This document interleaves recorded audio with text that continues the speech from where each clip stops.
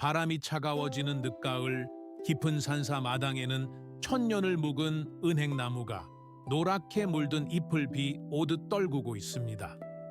새벽 예불을 마친 노스님께서 그 수북한 낙엽을 빗자루로 쓸어내고 계십니다. 그 곁을 지키던 어린 동자승이 울상을 지으며 묻습니다. 스님, 저렇게 예쁜 잎들이 다 떨어져 버리면 나무가 너무 춥고 외롭지 않을까요? 잎들이 가지에 좀 더 오래 붙어 있게 할 수는 없나요? 스님은 빗자루질을 멈추지 않고 허공을 가르는 비질 소리에 섞여 담담히 대답하십니다. 나무는 잎을 잃는 것이 아니다. 잎을 보내주어야만 이 긴 겨울을 버티고 다시 봄에 새싹을 트이울 자리가 생기는 법이란다. 가지 끝에 매달린 잎을 억지로 꽉 쥐고 있으면 나무는 썩어 들어가지만 때가 되어 놓아주면 그 잎은 뿌리로 돌아가 거름이 되지. 자연은 이토록 명쾌하게 순환의 이치를 보여주는데 우리는 왜 우리의 관계 속에서 낙엽이 지는 것을 그토록 두려워하는 것일까요? 우리는 지금 광란의 속도로 돌아가는 세상 한가운데 서 있습니다. 주머니 속 작은 화면, 카카오톡에 사라지지 않는 숫자 1을 바라보며 가슴을 졸입니다. 답장이 조금만 늦어도 내가 뭘 잘못했을까 하며 스스로를 심판대에 세우고 멀어져가는 연인의 뒷모습을 보며 심장이 뜯겨나가는 듯한 고통을 느낍니다. 새로운 사람을 만나려니 또 상처받지 않을까 하는 두려움이 엄습해 마음의 문을 쇠사슬로 꽁꽁 묶어버립니다. 우리의 밤은 불안으로 하얗게 지새워지고 관계에 대한 강박은 영혼을 갉아먹는 소음이 되어버렸습니다. 우리의 고통은 어디서 시작되는 것일까요? 그것은 흘러가는 강물을 맨손으로 움켜쥐어 멈추려 하기 때문입니다. 이미 유통기한이 다 된 인연에게 억지로 산소 호흡기를 달아놓고 그것이 사랑이라 착각하며 괴로워합니다. 불교에서는 이것을 고기유, 즉 피할 수 없는 괴로움의 시작이라 말합니다. 우리가 겪는 관계의 피로는 타인 때문이 아니라 변화하는 것을 영원히 고정하려는 우리의 집착이 만들어낸 환상입니다. 지금 당신의 휴대전화 속에 혹은 당신의 깊은 마음속 심연에 이미 떠나갔는데도 당신 혼자 놓지 못하고 있는 이름이 있지 않습니까? 오늘 우리는 그 무거운 짐을 내려놓는 법에 대해 이야기하려 합니다. 이 여정에 함께하며 마음의 짐을 덜어내고 싶다면 지금 구독과 좋아요를 눌러 우리와 함께 깊은 지혜의 숲으로 걸어 들어오십시오. 당신의 영혼을 치유할 이야기가 지금 시작됩니다. 첫 번째로 우리가 깊이 사유해야 할 화두는 바로 시절 인연, 시제 인연입니다. 우리는 흔히 인연이라는 말을 운명처럼 사용하지만 불교에서 말하는 인연은 단순한 만남이 아닙니다. 인은 씨앗이고 연은 그 씨앗이 자라게 하는 햇빛과 비바람, 즉 조건과 시기입니다. 아무리 좋은 씨앗도 한겨울 얼어붙은 땅에서는 싹을 트이울 수 없듯이 사람과 사람 사이에도 반드시 시절, 즉 때가 맞아야 합니다. 법정 스님께서는 우리에게 서늘한 가르침을 주셨습니다. 함부로 인연을 맺지 마라. 진정한 인연과 스쳐가는 인연을 구분하지 못하면 삶이 침해당한다. 우리는 이 가르침을 망각한 채 현대 사회가 강요하는 인맥 관리라는 허울 좋은 명분 아래 억지로 사람을 모으고 관계를 널미는데 혈안이 되어 있습니다. 하지만 생각해 보십시오. 억지로 잡아당겨 맺은 관계가 당신에게 진정한 평온을 주던가요?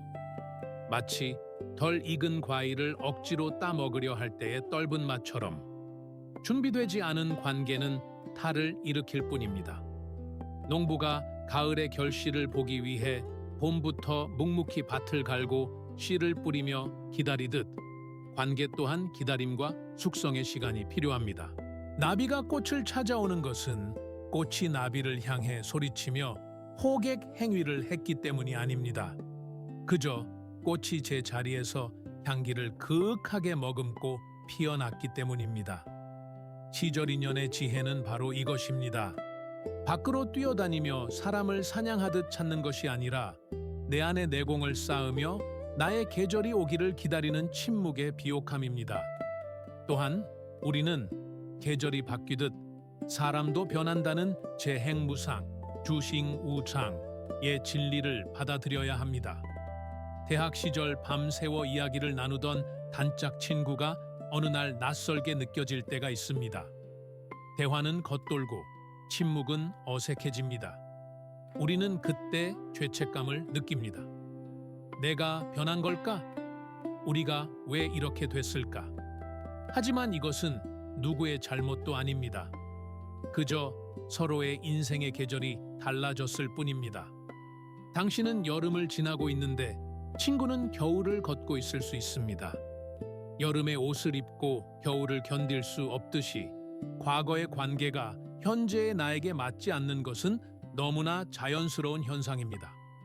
낡은 껍질을 벗어야 뱀이 성장하듯 우리 관계의 형태도 끊임없이 허물어지고 다시 지어지기를 반복합니다. 이 타이밍의 미학을 이해할 때 우리는 비로소 짝사랑의 아픔이나 엇갈린 인연의 상처로부터 자유로워질 수 있습니다. 우리가 사랑이 부족해서 헤어진 것이 아니라 단지 서로의 시절이 아니었을 뿐이다. 이렇게 생각하면 가슴을 짓누르던 돌덩이가 조금은 가벼워지지 않습니까? 불교 경전에서는 인과 연이 합쳐져야 과, 결과가 생긴다고 했습니다. 결과가 좋지 않다면 그것은 당신이 부족해서가 아니라 조건이 무르익지 않았기 때문입니다. 그러니 자신을 자책하는 그 날카로운 칼날을 거두십시오. 마지막으로 거부할 수 없는 흐름에 항복하는 수처작주, 수이추소주의 태도가 필요합니다. 이는 어떤 상황에서든 주인이 되라는 뜻이지만 역설적으로 상황을 억지로 통제하려 하지 않을 때 우리는 진정한 주인이 됩니다. 갑작스러운 이별 통보, 믿었던 사람의 배신, 소원해진 가족관계, 이 모든 소용돌이 속에서 우리는 왜 나에게 이런 일이? 라고 소리칩니다. 하지만 오는 비를 손바닥으로 막을 수 없듯이 떠나는 마음을 논리로 설득할 수는 없습니다. 저항할수록 고통은 커집니다. 거센 물살에 휩쓸렸을 때 살기 위해서는 힘을 빼고 물의 흐름에 몸을 맡겨야 하듯 관계의 단절 앞에서도 그렇구나. 지금은 헤어짐의 시절이구나 라고 받아들이는 항복이 필요합니다. 이것은 패배가 아닙니다. 흐름을 타고 더 넓은 바다로 나아가기 위한 가장 지혜로운 전략입니다. 이제 두 번째 단계, 마음의 짐을 내려놓는 방하착 방샤저에 대해 이야기해 봅시다. 우리는 왜 이미 끝난 인연을 내게 상처만 주는 그 사람을 놓지 못할까요? 붓다는 말씀하셨습니다. 집착에서 근심이 생기고 집착에서 두려움이 생긴다. 우리가 손에 꽉 쥐고 있는 것은 사실 사랑이나 의리가 아닐지도 모릅니다. 그것은 단지 내 소유욕, 혼자가 되는 것에 대한 공포, 그리고 내가 투자한 시간과 감정에 대한 아까움일 뿐입니다. 마치 펄펄 끓는 뜨거운 감자를 손에 쥐고 뜨거워, 뜨거워 비명을 지르면서도 놓으면 잃어버릴까봐 놓지 못하는 어리석음과 같습니다. 현대인의 가장 큰 고문 도구 중 하나는 바로 스마트폰입니다. 헤어진 연인의 SNS를 습관적으로 염탐합니다. 그가 누구를 만나는지, 나 없이도 잘 지내는지 확인하며 스스로의 가슴을 난도질합니다. 이는 뜨거운 숯불을 손에 쥐고 상대방에게 던지려다 내 손만 태우는 꼴입니다. 방아착하십시오. 마음속에 그리고 디지털 세상 속에 집착을 끊어내야 합니다. 당신의 손이 무언가를 꽉 쥐고 있다면 새로운 행복이 찾아와도 잡을 수가 없습니다. 선센 사상의 오래된 비유처럼 찻잔이 가득 차 있으면 더 이상 차를 따를 수 없습니다. 비워야 채워집니다. 연락처를 정리하고 사진을 지우고 추억이 담긴 물건을 정리하는 것은 단순히 물리적인 청소가 아닙니다.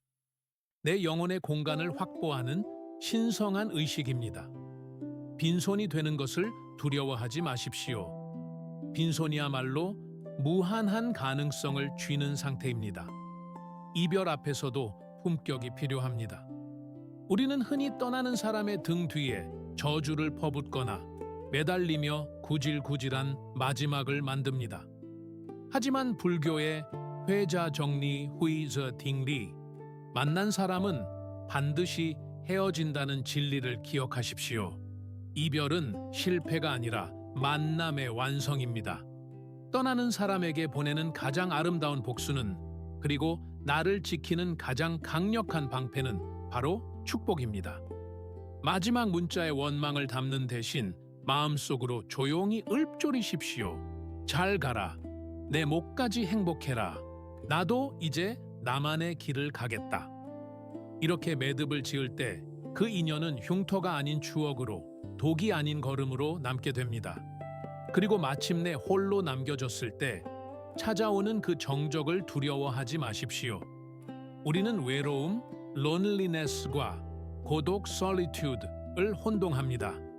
외로움은 혼자 있는 고통이지만 고독은 혼자 있는 즐거움입니다.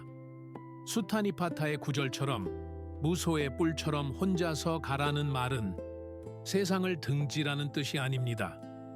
타인에게 의존하지 않고 스스로의 두 발로 단단히 서라는 뜻입니다. 혼자 밥을 먹고 혼자 산책을 하고 혼자 사색하는 시간은 처량한 시간이 아닙니다. 그것은 타인의 소음에 묻혀 들리지 않았던 내면의 목소리를 듣는 시간이며 고갈된 에너지를 충전하는 영혼의 광합성 시간입니다. 사람이 떠난 빈자리는 공허한 구멍이 아니라 당신이 더 단단해질 수 있는 비옥한 토양입니다. 집착을 내려놓은 그 가벼운 손으로 이제 당신 자신을 안아주십시오. 떠나가는 인연을 붙잡지 않고 빈손이 되는 법을 배웠다면 이제 우리는 새로운 과제 앞에 서게 됩니다. 바로 다가오는 인연을 막지 않고 유연하게 받아들이는 지혜입니다. 우리는 과거의 상처가 너무 아파서 혹은 세상이 너무 위험해서 마음의 문에 빗장을 걸어 잠그곤 합니다. 상처받지 않기 위해 쌓아 올린 벽은 튼튼해 보이지만 그 벽은 따스한 햇볕과 시원한 바람마저 차단해버립니다. 햇빛이 들어오지 않는 방에는 곰팡이가 피듯 닫힌 마음에는 독선과 우울이 자라납니다. 해민 스님이나 달라이라마 같은 현 시대의 스승들은 입을 모아 말합니다. 열린 마음이 곧 치유다.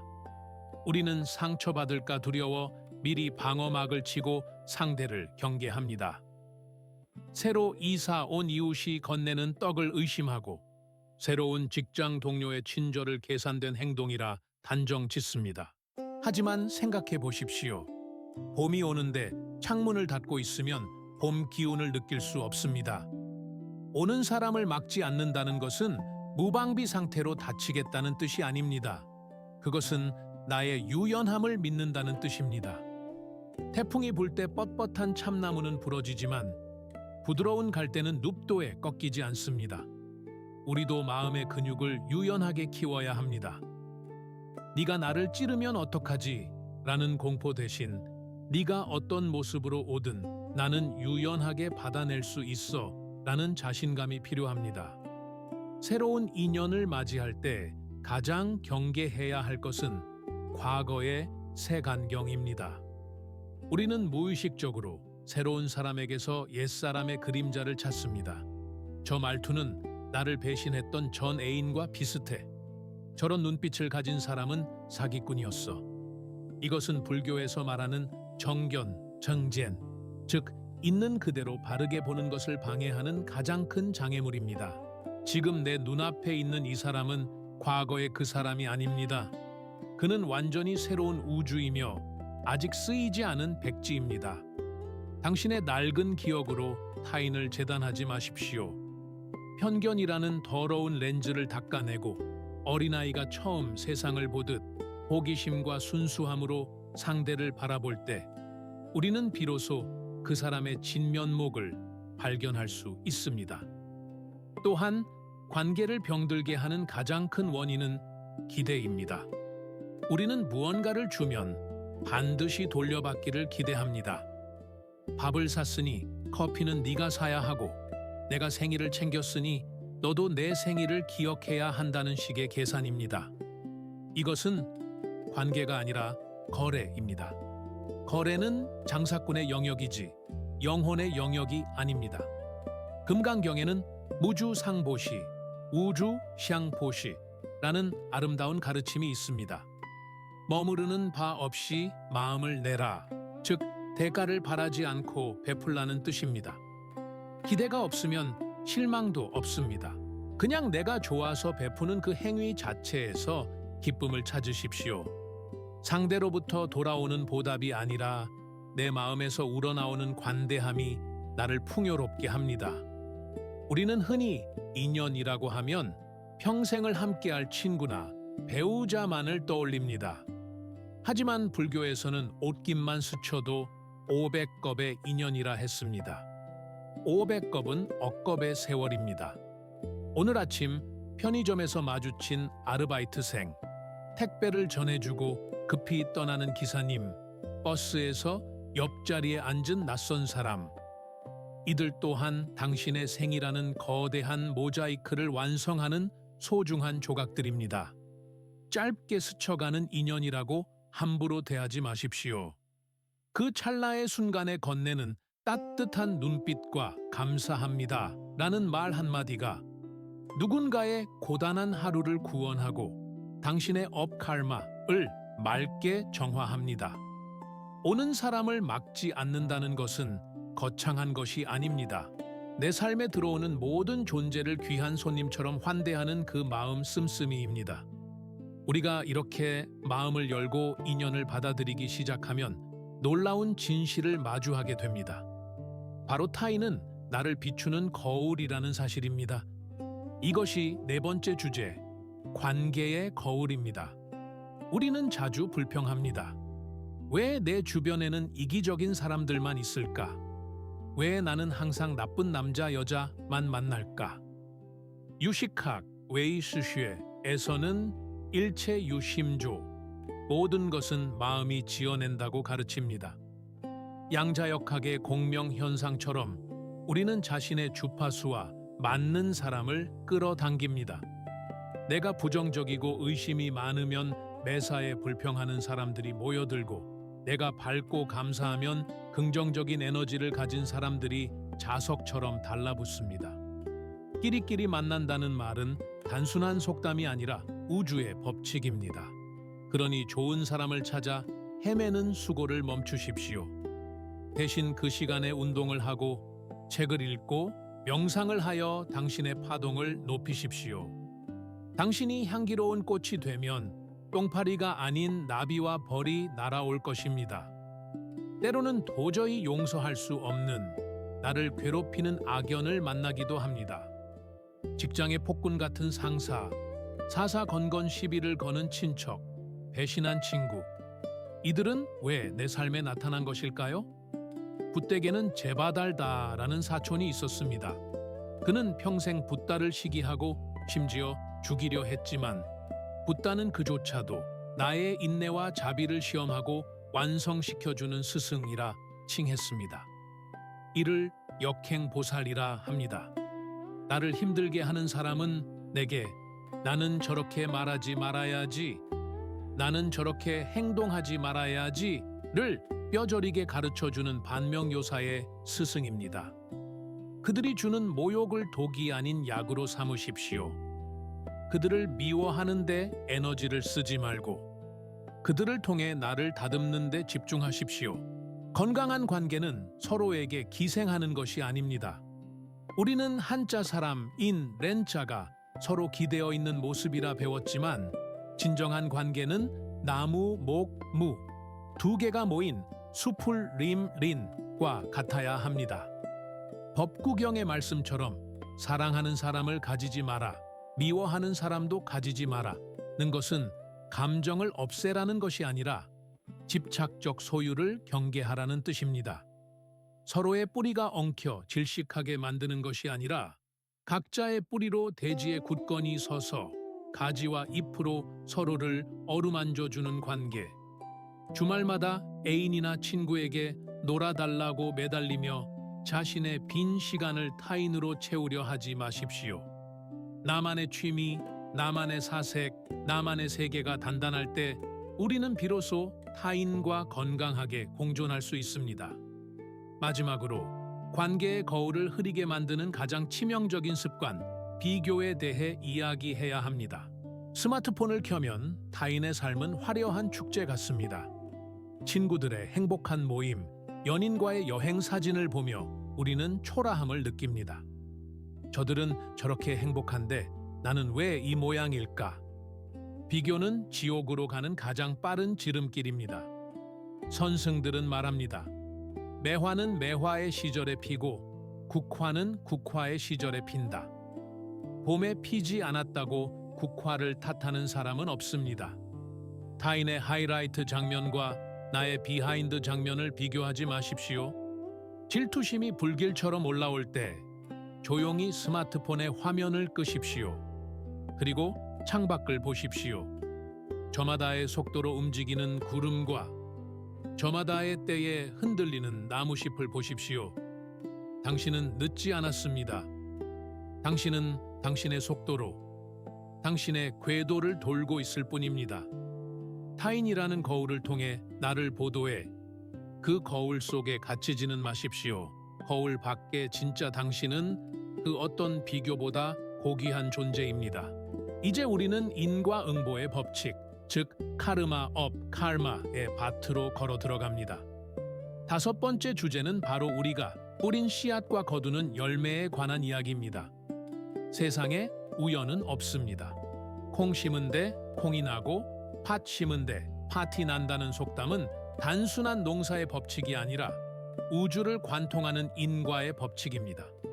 우리는 종종 왜 나에게만 이런 일이 생기는가라고 하늘을 원망하지만 냉정히 돌아보면 지금 내 곁에 머무는 사람들은 과거에 내가 말과 행동으로 불러들인 손님들입니다. 자업자득지 예지대이라는 말은 무섭게 들리지만 뒤집어 생각하면 내 인생의 주도권이 내게 있다는 희망의 메시지이기도 합니다. 지금 당신의 주변이 텅 비어 춥고 외롭다면 혹은 주변의 이기적인 사람들만 득실거린다면 잠시 거울을 들여다보십시오. 과거에 나는 어떠했습니까? 내가 힘들 때만 친구를 찾고 친구가 힘들 때는 바쁘다는 핑계로 외면하지는 않았습니까? 내가 내뱉은 말이 칼이 되어 누군가의 가슴을 베지는 않았습니까? 인연은 정직합니다.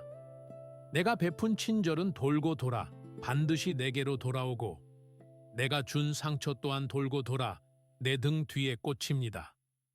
지금 겪는 인간관계에 고통이 있다면 그것은 과거에 내가 잘못 보낸 청구서를 지금 받고 있는 것일지도 모릅니다. 이것을 인정하는 순간 억울함은 사라지고 참회와 변화가 시작됩니다. 특히 우리는 악연을 끊어내는 지혜가 필요합니다. 누군가 나를 모함하고 해를 입혔을 때 우리의 본능은 눈에는 눈, 이에는 이로 갚아주려 합니다. 하지만 붓다는 단호하게 말씀하셨습니다. 원망은 원망으로 갚아서는 결코 사라지지 않는다. 오직 자비로서만 사라진다. 복수는 또 다른 복수를 낳는 쇠사슬입니다. 그 사슬을 끊는 유일한 방법은 그 사슬을 놓아버리는 것입니다. 나를 험담한 사람에게 똑같이 욕을 퍼부어 주는 것은 그와 똑같은 수준으로 나를 끌어내리는 일입니다. 최고의 복수는 그들처럼 되지 않는 것이며 그들을 내 머릿속에서 지워버리고 무대응으로 일관하는 것입니다. 당신의 귀한 에너지를 미움이라는 썩은 장작을 태우는데 낭비하지 마십시오. 용서는 상대를 위해서가 아니라 지옥불 같은 분노 속에서 나를 구하기 위해 하는 것입니다. 그렇다면 좋은 인연, 즉 선연, 샨웬은 어떻게 심어야 할까요? 가장 쉽고도 강력한 도구는 바로 말입니다. 불교에는 화아내어 해 옌 아이 유라는 말이 있습니다. 온화한 얼굴과 부드러운 말이라는 뜻입니다. 우리는 밖에서는 남들에게 그토록 친절하면서 정작 가장 소중한 가족에게는 짜증과 불평을 쏟아내곤 합니다. 가장 가까운 밭에 독초를 심으면서 꽃이 피기를 바라는 격입니다. 오늘 집에 돌아가 지친 배우자에게 무뚝뚝한 부모님에게 따뜻한 말 한마디를 건네보십시오. 오늘 하루도 고생 많았어. 밥은 먹었어? 이 사소한 말씨가 인연의 토양을 비옥하게 만드는 최고의 비료입니다. 부드러운 말은 천냥 빚만 갚는 것이 아니라 천리 밖의 좋은 인연도 끌어당기는 자석이 됩니다. 또한 베풀 때는 갚을 것을 기대하지 않는 무주상보시의 마음을 다시 한번 새겨야 합니다. 관계에서 내가 손해보는 것 같다는 생각이 든다면 당신은 이미 계산기를 두드리고 있는 것입니다.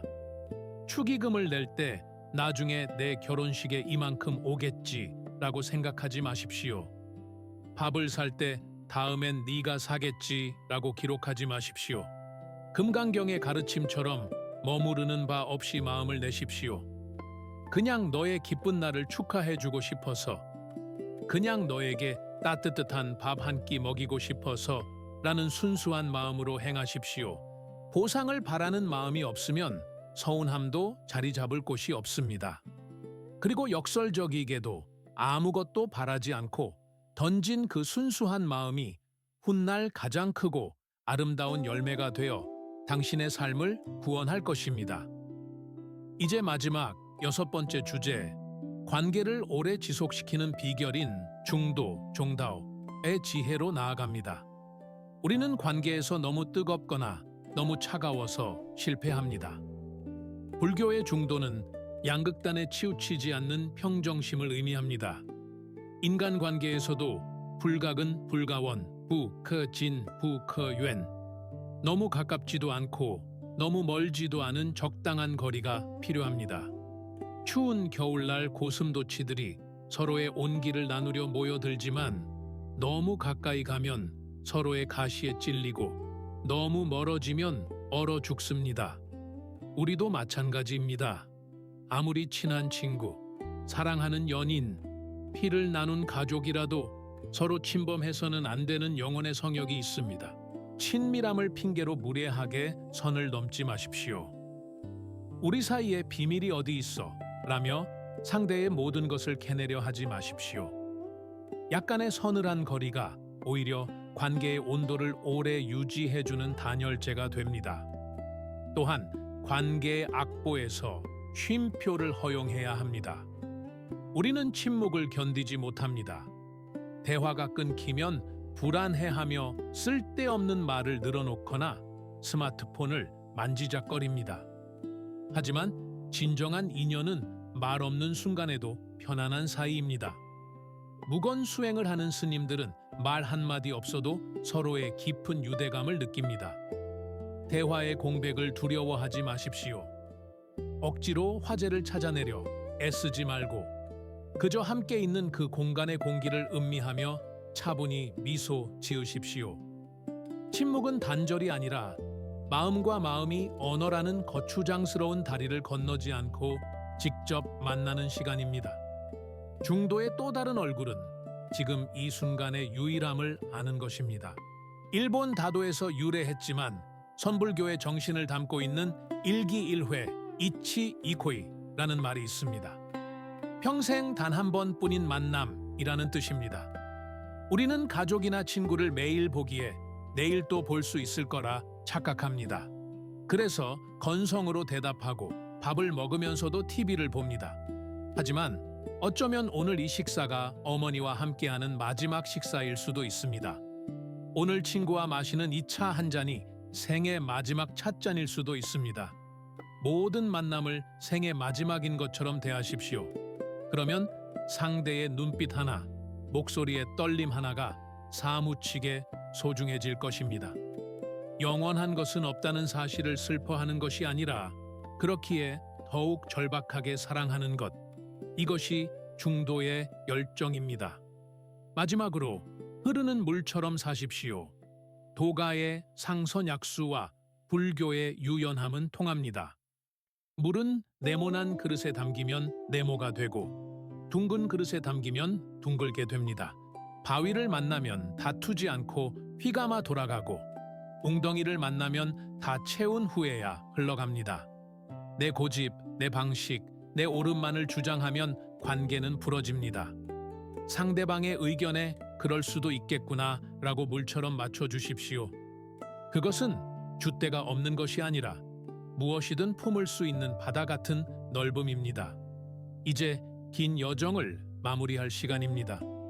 오늘 우리는 떨어진 낙엽을 보며 스마트폰의 불빛 속에서 그리고 우리 마음의 깊은 심연 속에서 관계의 지혜를 구했습니다. 우리의 결론은 명확합니다. 우리는 인연의 소유자가 아니라 인연이 잠시 쉬었다가는 정거장이어야 합니다. 버스가 떠난다고 해서 정류장이 아스팔트 위를 달려 버스를 쫓아가지 않습니다. 버스가 오지 않는다고 해서 정류장이 조바심 내며 화를 내지도 않습니다. 정류장은 그저 그 자리에 묵묵히 서 있습니다. 때가 되면 버스는 오고 때가 되면 떠납니다. 오는 사람 막지 않고 가는 사람 잡지 않는 그 단단한 평정심이 바로 당신을 지키는 뿌리입니다. 지금 당신의 마음속에 어떤 감정이 떠오르나요? 상실의 아픔과 외로움이 조금은 옅어졌기를 바랍니다. 그 빈자리에 자유로움과 가벼움이라는 새 살이 돋아나기를 바랍니다. 텅 빈 것은 허무한 것이 아닙니다. 텅 비어 있기에 무한한 우주를 담을 수 있는 충만함입니다. 당신은 이제 혼자가 아니라 온전한 하나가 되었습니다. 오늘 밤 잠자리에 들기 전 마지막으로 작은 의식을 치러보시길 권합니다. 베개에 머리를 누이고 눈을 감고 당신의 삶을 스쳐 지나간 수많은 얼굴들을 떠올려 보십시오. 당신을 아프게 했던 사람, 당신을 사랑했던 사람, 지금은 어디에 있는지조차 모르는 그 모든 인연들을 향해 마음속으로 조용히 읊조려 보십시오. 나의 시절에 머물러 주어 고마웠다. 부디 잘 가라. 나도 이제 너를 놓아준다. 나는 자유롭다. 잡지 않고 막지 않을 때 비로소 당신은 당신 자신이 됩니다. 편안한 밤 되십시오. 성불하십시오.